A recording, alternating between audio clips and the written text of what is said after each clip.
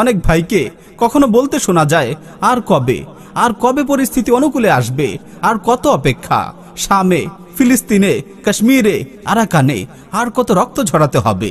প্রিয় ভাই, রাসূল সাল্লাল্লাহু আলাইহি ওয়াসাল্লামের জীবদ্দশায় যদি পরিস্থিতি সম্পূর্ণ প্রতিকূলে চলে যেতে পারে, এমনকি উহুদের যুদ্ধে রাসূলের জীবন পর্যন্ত শঙ্কায় পড়তে পারে, তাহলে আমি আপনি কি তার চেয়েও বেশি ত্যাগ স্বীকার করেছি? আমাদের মনে রাখতে হবে, এই উম্মাহ বিচ্ছিন্ন কোনো জাতি নয়। পৃথিবীর প্রতিটি প্রান্তের মুসলিম ও মুওয়াহহিদ একই দেহের এক একটি অঙ্গ। যেন যতদিন পর্যন্ত পৃথিবীর বুকে মুসলিম জাতিসত্তা টিকে থাকবে, ততদিন মুসলিমরা জেগে উঠবেই। এই প্রান্তে না হোক ও প্রান্তে কোথাও না কোথাও ঈমানের স্ফুলিঙ্গ জ্বলে উঠবে। উম্মার নিপীড়িত জনপদের আর্তনাদ সময়ের মোহাম্মদ বিন কাসিমদের হৃদয়ে কাঁপন ধরাবেই।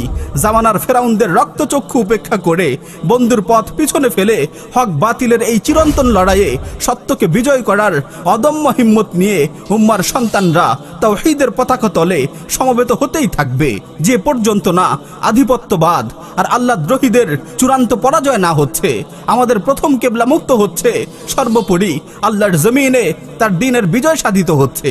এই যে ফিলিস্তিন, শাম, কাশ্মীরে যুবকদের ঘুম ভাঙছে, তারা রুখে দাঁড়াবার সাহস সঞ্চয় করছে, এটাকে ছোট করে দেখার কোনো কারণ নেই।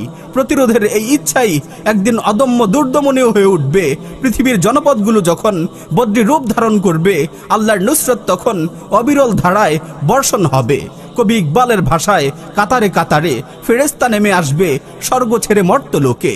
তাই হতাশার নৈরাশ্যকে একেবারে ঝেড়ে ফেলুন, মরলে শহীদ আর বাঁচলে গাজী। এই তো ছিল আমাদের স্লোগান। আমাদের হারাবার কিছু নেই, পরকালে রবের জান্নাতের হাত ছানি, আর পৃথিবীতে তার দিনের বিজয়।